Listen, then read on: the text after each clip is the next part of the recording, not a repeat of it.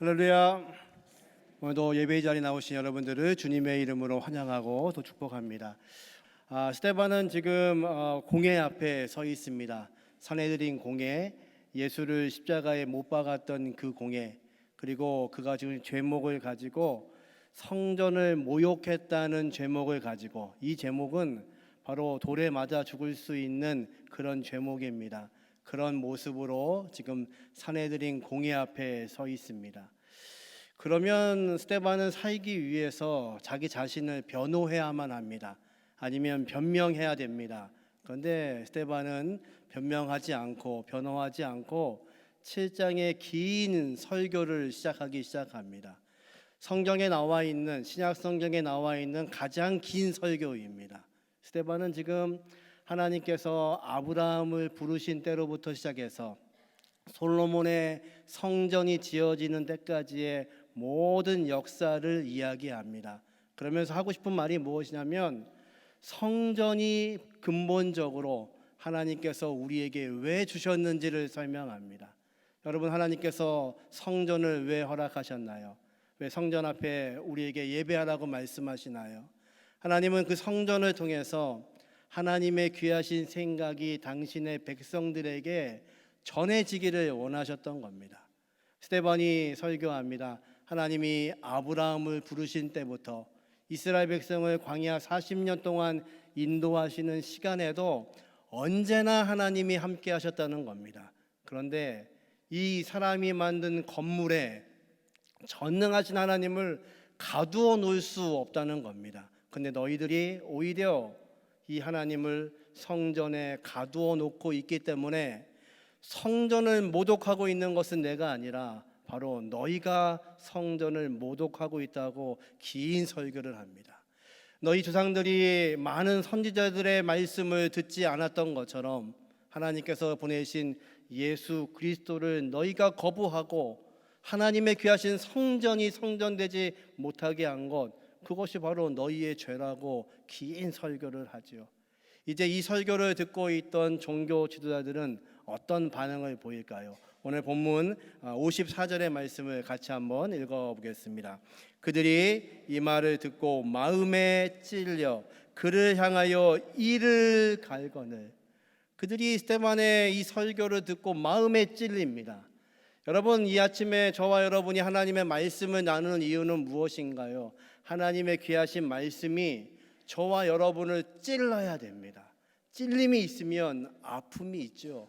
아픔이 있으면 그 상처를 치유하기 위해서 어떻게 살아야 되는지를 알게 됩니다. 바로 하나님의 말씀은요, 저와 여러분을 칼로 찌르는 것처럼 말씀하시는 전능하신 하나님의 무오하신 말씀입니다. 오늘도 이 귀하신 하나님의 말씀이 저와 여러분의 삶을 찌르게 하시는 은혜가 있기를 주님의 이름으로 축원합니다. 그리고 그 말씀하시는 것을 듣고 말씀대로 살아갈 수 있는 귀한 복이 저와 여러분의 복이 되게 하시기를 주님의 이름으로 축원합니다. 근데 이 종교 지도자들은요, 이 말씀을 듣고 있는데 회개하지 않습니다. 예수님의 공생의 마지막 시간은요, 성전을 정화하시는 거였습니다. 성전에 있는 장사하는 사람들을 다 뒤엎어 놓으셨습니다. 왜 그러셨나요? 성전을 깨끗게 하시는 건가요? 아닙니다. 성전을 깨끗하게 하셔서 다시 사용하실 목적으로 하시지 않으셨습니다. 성전이 하나님의 생각과 다르게 움직이고 있습니다. 이 성전을 통하여서 온갖 제사장들과 종교 지도자들은요, 자기의 배를 채우고 있습니다.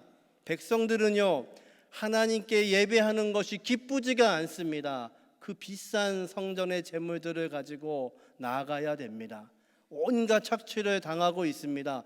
성전의 제사가 완전히 멈춰버린 겁니다. 예수님이 그것을 말씀하시는 거죠. 성전을 깨끗하게 하셔서 다시 사용하시려는 것이 아니라 성전을 폐쇄하시는 겁니다. 하나님의 생각을 모르고 있는 그들에게 하나님이 지금 말씀하시는 거죠. 지금 이 제사장들과 산헤드린 공회에 있는 사람들은 스데반에 의해서 이 설교를 듣고 있는데 불구하고 그들은 마음에 찔리고 있는데 어떻게 반응하냐면요, 이를 갈고 있습니다. 여러분, 이 세상이요, 얼마나 폭력적으로 변하고 있는지 모릅니다. 나라와 나라가 폭력적으로 싸웁니다. 개인과 개인이 싸웁니다. 가정과 가정이 끊임없이 우리 안에 있는 분노를 쏟아놓는 것이 이 세상의 지금 모습들이죠. 왜 그럴까요? 여러분, 이유를 아셔야 돼요. 그것은요, 저와 여러분 안에 있는 죄성 때문에 그렇습니다. 분노하는 이유는 무엇이냐면요, 내 안에 죄성이 있어서 하나님이 말씀하심에도 불구하고, 하나님의 말씀이 우리를 찌르고 계심에도 불구하고 그 말씀이 말씀으로 듣지 못하는 겁니다. 이들이요, 스데반의 설교를 듣고 이를 갈고 있습니다. 분노하고 있습니다. 네가 무엇인데 그런 설교를 우리에게 하냐는 거죠. 그런데요, 이 사람들은 이를 갈고 있는데 이 설교를 하고 있는 스데반의 얼굴은요, 천사처럼 변하고 있습니다. 55절 56절 말씀 같이 한번 읽어보죠. 스데반이 성령 충만하여 하늘을 우러러 주목하여 하나님의 영광과 및 예수께서 하나님 우편에 서신 것을 보고 말하되, 보라, 하늘이 열리고 인자가 하나님 우편에 서신 것을 보노라 한데. 아멘. 놀랍게도요, 이 시간에 이를 갈고 있는 이 제사장들과 종교 지도자들 앞에서 스데반은요, 하늘을 우러러 보고 있습니다. 그랬더니요, 하늘이 열리는 것을 그가 보고 있습니다. 하나님이 보좌에 앉아 계십니다. 나의 구주 구세주이신 예수 그리스도께서 예수님의 그 보좌 옆에 서 계시는 것을 그가 보는 겁니다. 여러분, 하나님의 백성의 모습은 무엇일까요? 이 땅을 살아가고 있는데 이 땅에 살고 있는 모든 사람들이 분노하며 이 세상은 진짜 가망이 없다고, 앞으로 가도 막혀 있고 뒤로도 갈 수 없고 좌우로도 막혀 있는 이 세상이라고 고백할 때, 하나님의 백성들은 하늘이 열리는 것을 보게 하시는 것이 하나님의 백성인 줄로 믿습니다. 오늘도 하늘이 열리는 것을 보게 하시는 귀하신 은혜가 저와 여러분의 은혜가 되게 하시기를 주님의 이름으로 축원합니다. 이사야가 하나님의 성전에 무릎을 꿇습니다. 우시야 왕이 죽었습니다. 나라를 통치하던 강력했던 왕, 내가 의지했던 그 왕이 죽었습니다. 그가 무릎을 꿇을 때에 하늘이 열리는 것을 보게 됩니다. 하나님의 놀라우신 보좌를 그가 경험을 하죠.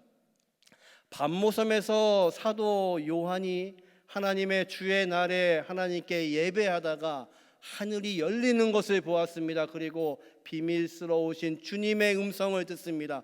그것을 기록한 것이 요한계시록이죠. 여러분, 그 하늘의 문이 어떻게 열리는 걸까요? 하나님께서 아브라함이 99세가 되었을 때 그를 다시 찾아오십니다.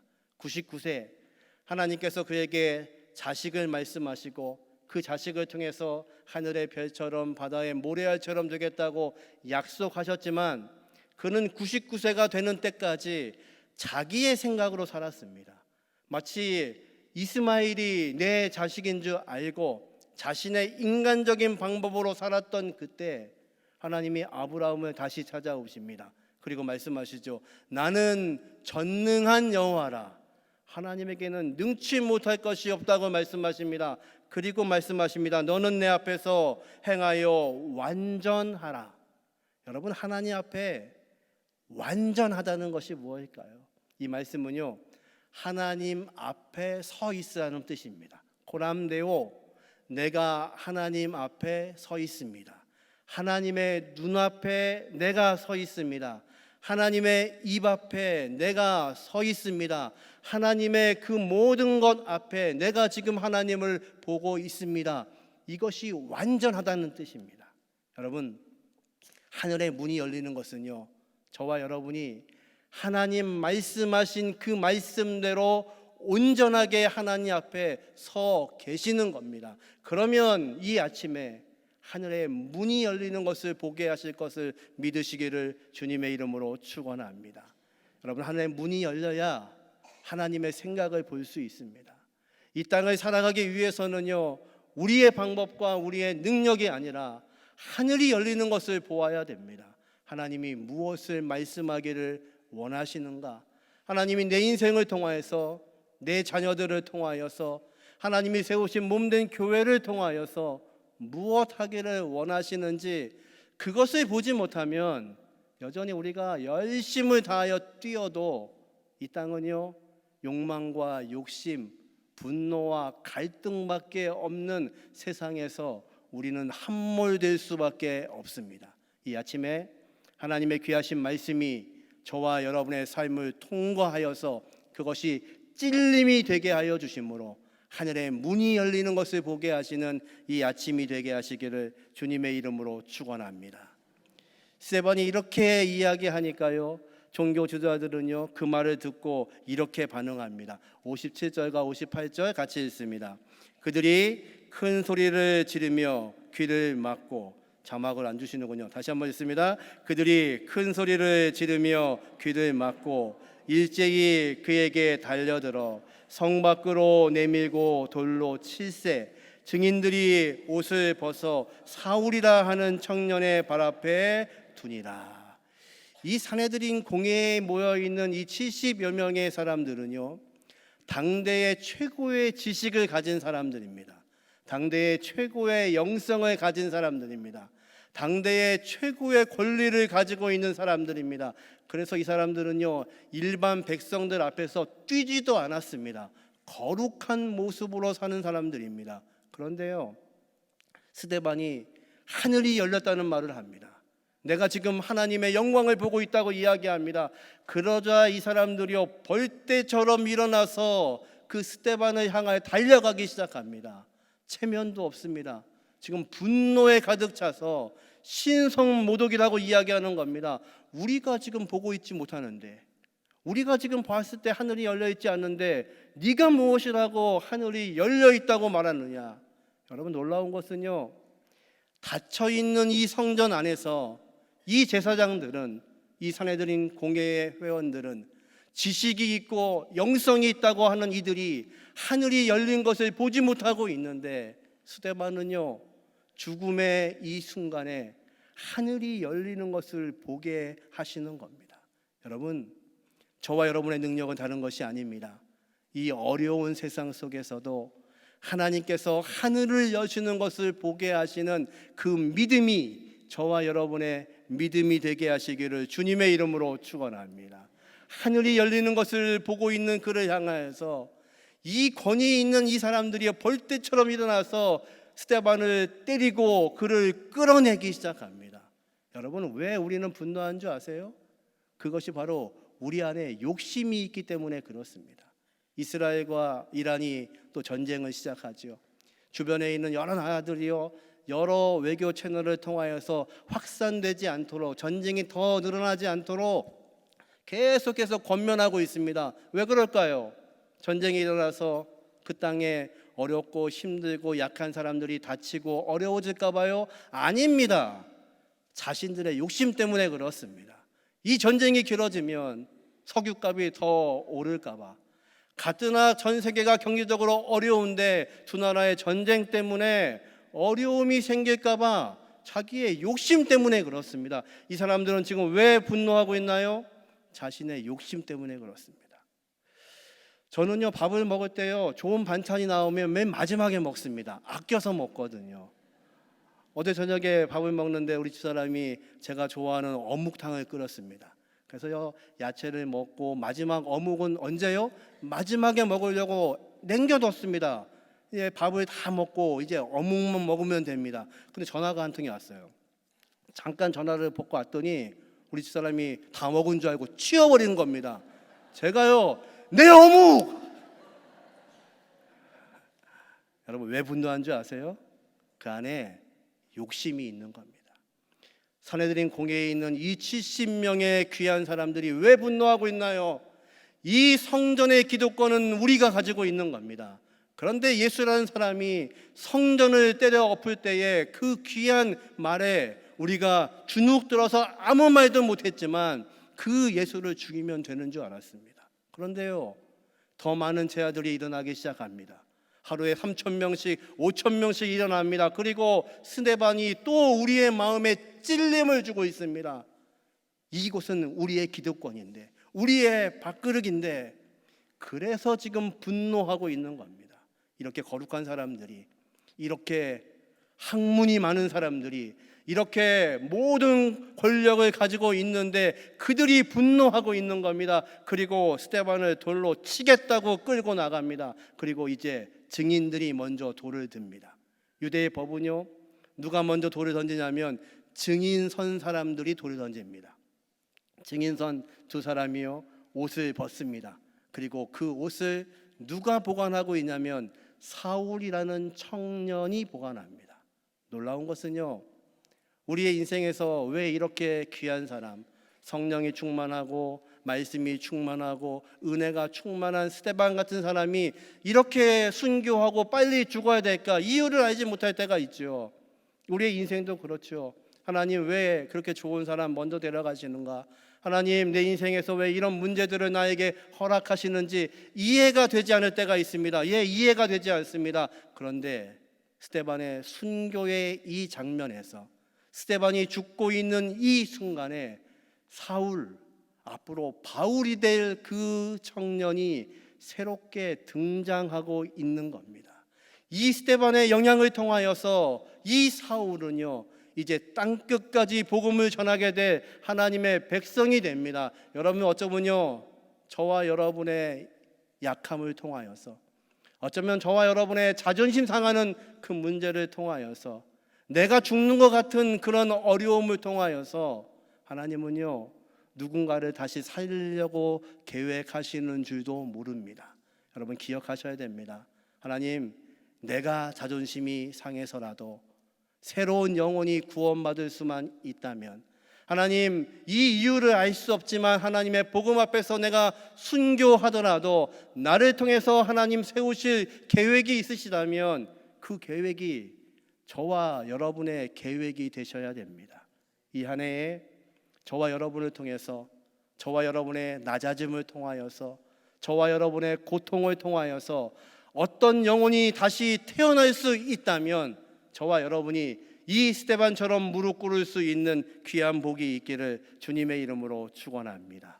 스데반이요, 이렇게 마지막 순간에 기도합니다. 59절 60절 같이 읽습니다.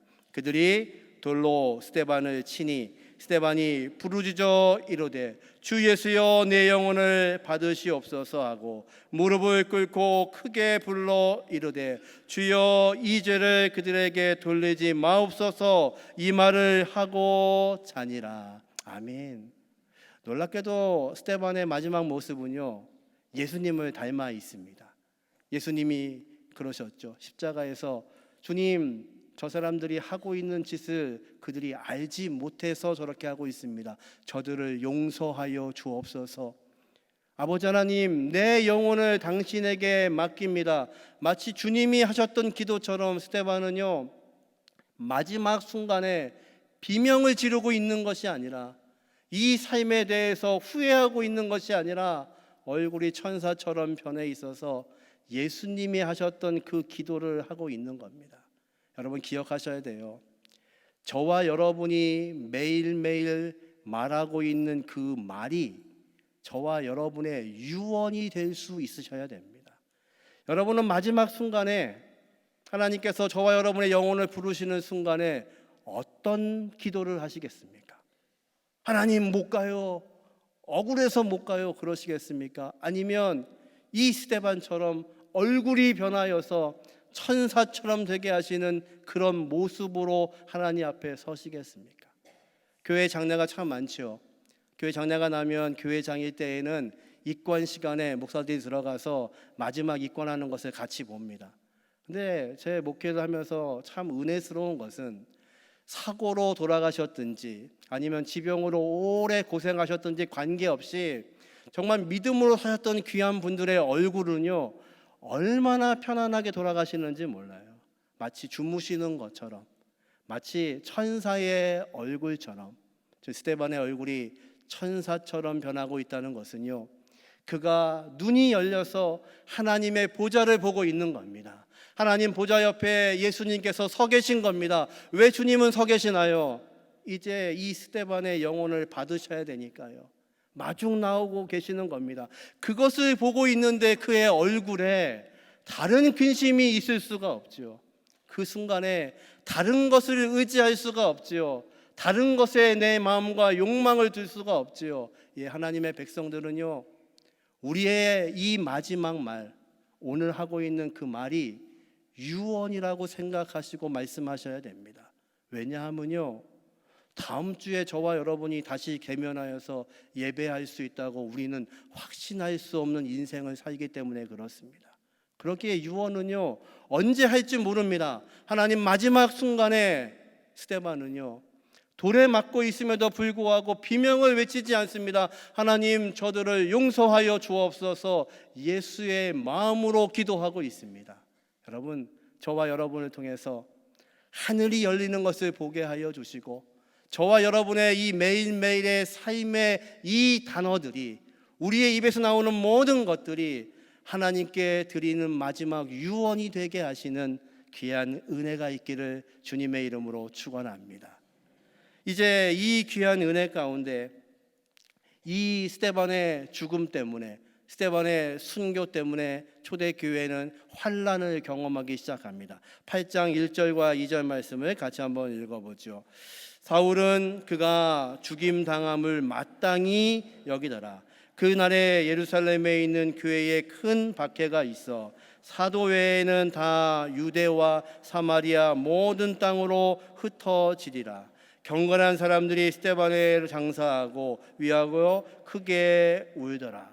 이제 스데반이 순교했습니다. 사울은요, 스데반이 죽는 게 당연하다고 믿었습니다. 그는요, 이렇게 예수를 믿고 있는 사람들을 잡아서 죽이는 것이, 옥에 가두는 것이 하나님의 일이라고 생각했습니다.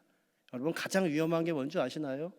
내가 목표를 가지고 있는데 이것이 하나님의 생각이라고 믿어버리는 겁니다. 그러면요, 목숨을 다해서 이 일을 합니다. 사울은 몰랐습니다. 이것이 하나님의 뜻인지 몰랐습니다. 이제 그가 예수님을 만난 다음에 그때서야 알았습니다. 그래서 그는 말하죠. 이 죄인 중에 괴수인 나를, 하나님이 나를 구원하셨습니다. 그 은혜를 생각하면 내가 가지고 있는 모든 것들은 배설물에 불과합니다. 나는 예수의 십자가만 전하기로 결심하였습니다. 이것이 바울의 고백이었습니다. 이제 초대교회에 어려움이 시작됩니다. 사울이 교회를 핍박하기 시작합니다. 사울이 교회에 어려움을 주고 있습니다. 이 일을 통해서 어떤 일이 벌어지나요? 놀랍게도요, 오늘 본문에 보니까 이 박해 때문에 사도들만 예루살렘에 남아있고 모든 사람들이 유대와 사마리아로 흩어지기 시작했습니다. 흩어져서 뭐 했을까요? 예수의 복음을 전하는 겁니다. 사도행전 1장 8절에 주님께서 명령하시죠. 너희는 예루살렘과 온 유대와 사마리아와 땅끝까지 이르러 내 증인이 되라. 명령하셨는데 그들은요, 아직도 예루살렘 성에만 머물러 있었습니다. 근데 스데반의 순교를 통해서 바울의 핍박이 시작이 되자 그들은 드디어 유대와 사마리아 땅으로 흩어지기 시작합니다. 여러분, 저와 여러분의 인생에서요, 이 어려움은 왜 있는지 이해가 되지 않을 때가 있습니다. 아니요, 이해할 수도 없습니다. 그런데 놀라운 것은 하나님은 우리의 어려움, 우리의 눈물, 우리의 아픔, 우리의 상함을 통하여서 일하시는 전능하신 하나님이십니다. 그것이 이 아침에 믿어질 수 있는 귀한 복이 있기를 주님의 이름으로 축원합니다. 하나님은 저와 여러분의 인생을 주관하시기 위해서요, 때로는 이해할 수 없는 일들로 인하여서 이들을 흩어놓으십니다. 초대교회가 부흥하고 있습니다. 많은 사람들이 모여지고 있습니다. 기적과 표적이 일어나고 있습니다. 그런데 하나님의 계획은요, 이 사람들이 흩어져서 땅끝까지 내 증인이 되는 것입니다. 그것을 위해서 하나님은요, 스데반의 순교를 지금 사용하고 계시는 겁니다. 하나님께서 저와 여러분을 그렇게 사용해 가시기를 주님의 이름으로 축원합니다. 오늘도 하늘이 열려 있는 것, 귀한 능력들을 볼 수 있는 복이 저와 여러분의 복이 되기를 주님의 이름으로 축원합니다. 마지막 3절 같이 한번 읽어보죠. 사울이 교회를 잔멸할세 각 집에 들어가 남녀를 끌어다가 옥에 넘기니라. 이 핍박이 시작함으로 인해서 초대교회에는 많은 순교의 사람들이 나오기 시작합니다. 예수님 말씀하시죠. 한 알의 밀알이 땅에 떨어져 썩지 않으면, 죽지 않으면 하나에 그대로 있고, 그것이 죽으면, 그것이 썩으면 많은 열매를 맺겠다고 말씀하십니다. 살려고 하는 자는 죽을 것이고 죽고자 하는 자는 다시 영원한 생명으로 살아날 것을 주님이 말씀하시죠. 여러분, 이 죽음을 이길 수 있는 게 무엇일까요? 바로 예수님의 사랑밖에는 없습니다.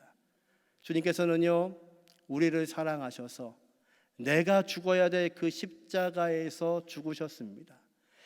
내가 능력을 당해야 되는 그 십자가, 내가 져야만 하는 십자가, 우리는 죄인이니까요, 당연히 져야 될 그 십자가를 우리 주님이 대신 져 주셨습니다. 이유는요, 우리를 사랑하셔서, 하나님께서 우리를 끝까지 사랑하셔서, 예수님은요 끝까지 자기의 사람들을 끝까지 이 땅에서 사랑하셔서 그 십자가를 주신 분이 우리 주님이십니다. 그렇다면 우리는 오늘 어떻게 살아가셔야 되나요?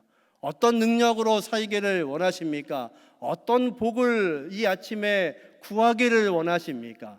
저와 여러분을 통해서 하나님께서 오늘도 말씀하시는 이 귀한 능력이 저와 여러분의 능력이 되게 하시기를 주님의 이름으로 축원합니다.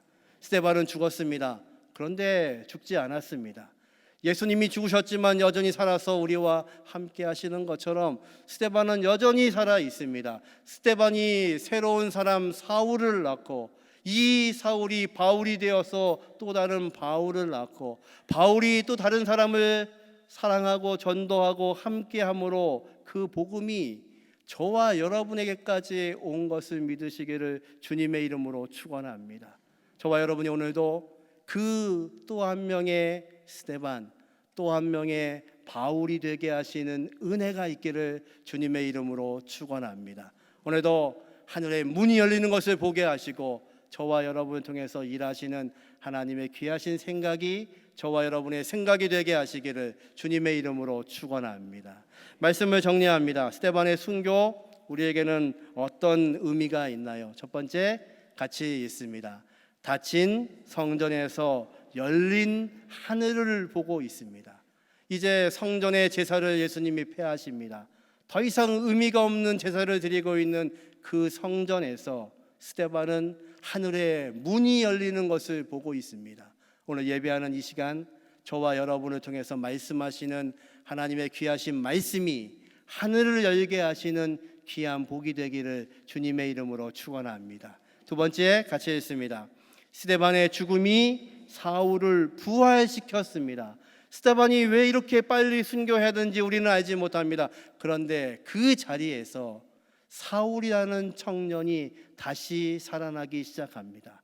예수를 알지 못했던 그가 예수님이 그를 만나 주심으로 다시 순교의 사람으로 이 사울을 변화시켜 바울 되게 하시는 것, 그것이 하나님의 귀하신 능력입니다. 저와 여러분이 이 말씀 앞에서 변화될 수 있는 귀한 복이 있기를 주님의 이름으로 축원합니다. 마지막 세 번째 같이 읽습니다. 스데반의 순교가 복음이 확장되는 통로가 되었습니다. 드디어 순교를 통해서 예루살렘에 있는 모든 제자들이 사마리아와 온 유대로 흩어지기 시작하고, 이제 땅끝을 향하여 새로운 청년 사울, 바울이 되어서 그 복음을 감당하게 됩니다. 오늘도 하나님의 귀하신 능력, 하나님의 귀하신 말씀대로 순종하게 하시고 저와 여러분을 이끌게 하시는 귀한 복이 저와 여러분의 복이 되게 하시기를 주님의 이름으로 축원합니다.